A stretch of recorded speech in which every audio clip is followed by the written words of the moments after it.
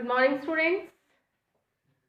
आज हम हमारा नेक्स्ट टॉपिक जो है प्रक्रियागत उपलब्धि। देखिए बुक के अंदर इसमें संघवाद, राष्ट्रीय पहचान ये दो दिए हुए हैं सार्वभौमिक मताधिकार के बाद में, लेकिन ये आपके कोर्स में से हट गए हैं। प्रक्रियागत उपलब्धि जो है वो दिया हुआ है, वो हम लोग उसके बारे में देखेंगे।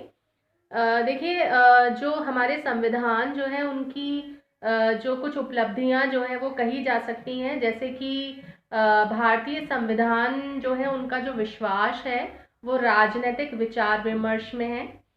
हम सब लोग इस चीज़ को जानते हैं कि बहुत से समूह और हित जो है उनकी संविधान सभा के अंदर नुमाइंदगी नहीं हो पाई थी, लेकिन इस सभा की जो बहस हुई उनसे ये साफ पता चल जाता है कि हमारे संविधान निर्माता जो थे वो ये चाहते थे कि हर वर्ग के व्यक्ति को संविधान के अंतर्गत शामिल किया जाए।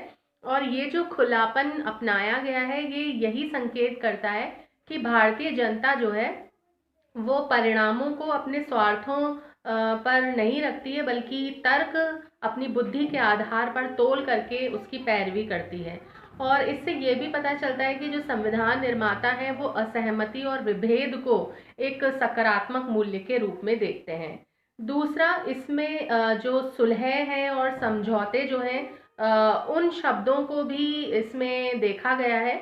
और ये माना गया है कि अगर हम किसी के साथ में कोई समझौता करते हैं तो वो बुरा नहीं होता। अगर स्वार्थ के वशीभूत होकर के किसी मूल्यवान वस्तु का सौदा किया जाता है तो ये समझौता जो है वो बुरा जरूर माना जा सकता है। लेकिन अगर दो व्यक्तियों के बीच में बराबरी के लोगों में अगर खुली प्रतियोगिता होती है, खुली प्रक्रिया होती है, तो ऐसा जो समझौता है उसको सही माना जा सकता है। तो कहने का तात्पर्य ये है कि हमारे यहाँ पर बहुत सारे ऐसे महत्वपूर्ण मामले थे जिनमें जो निर्णय लिया गया था वो सर्व अनुमति से लिया गया। अब इसके बाद में कुछ इसकी आलोचनाएं जो हैं वो भी की गई हैं। जैसे भारतीय संविधान की जो मेन रूप से 3 प्रमुख आलोचनाएं की जाती हैं। सबसे फर्स्ट जो है वो ये संविधान जो है वो अस्त व्यस्त है। दूसरा, इसमें सबकी नुमाइंदगी जो है वो नहीं हो सकी है। और ये संविधान जो है ये भारतीय जो परिस्थितियां थी उनके अनुकूल नहीं है। ये एक इम्पॉर्टेंट टॉपिक है। देखो, भारत का जो संविधान है उसको बहुत ही अस्त व्यस्त और एक ढीला ढाला बताया जाता है, क्योंकि किसी भी देश का जो संविधान है उसके वो एक कसे हुए रूप में एक उसका दस्तावेज होना चाहिए। लेकिन ये बात संयुक्त राज्य अमेरिका जैसे देश जो है उनके लिए भी सच नहीं है, क्योंकि वहाँ का जो जहाँ संविधान एक कसे हुए दस्तावेज के रूप में है। सच बात तो ये है कि किसी भी देश का जो संविधान है वो एक ऐसा दस्तावेज होता है जिसमें संवैधानिक इम्पोर्टेंस लेने वाले जितने भी दस्तावेज होते हैं उनको शामिल किया जाता है। तो भारत के बारे में अगर अपन कहें तो हमारे यहाँ पर बहुत से वक्तव्य, बहुत से ब्यौरे जो हैं वो ऐसे हैं जो कि फालतू हैं।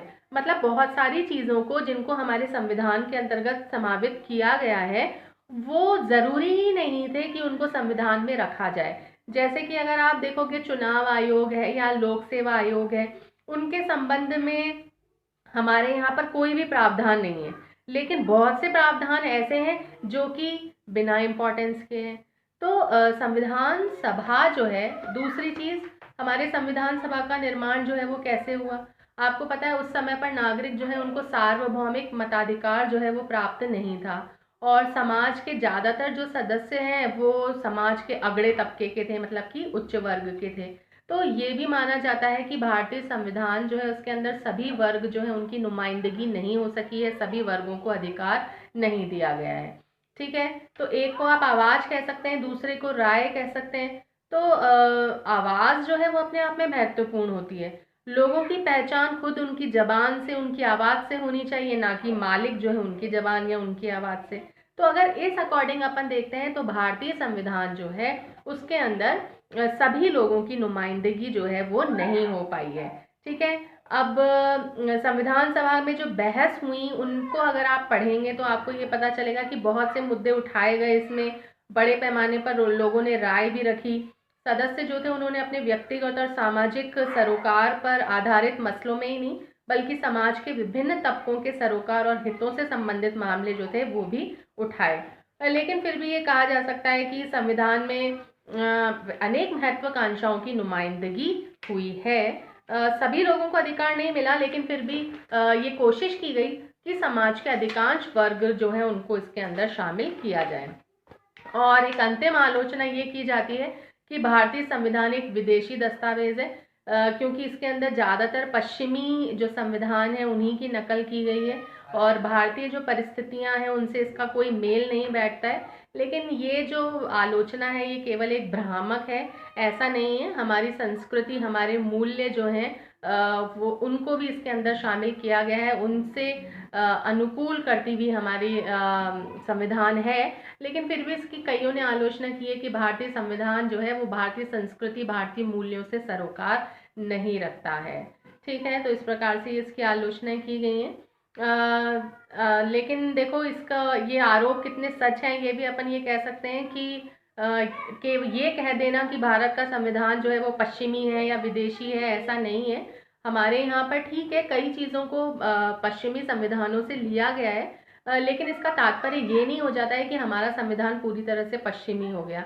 जैसे कि अगर अपन देखें तो हमारे यहाँ पर बहुत से दलित वर्ग के लोग जो हैं या जो अछूत माने जाने वाले जो लोग हैं उनके लिए भी काफ़ी कानून जो है उनका इस्तेमाल जो है वो किया गया है।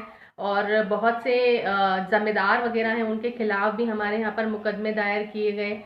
बहुत से लोग जो थे उन्होंने अपनी गरिमा के लिए, अपने इंसाफ के लिए संविधान का दरवाज़ा जब खटखटाया।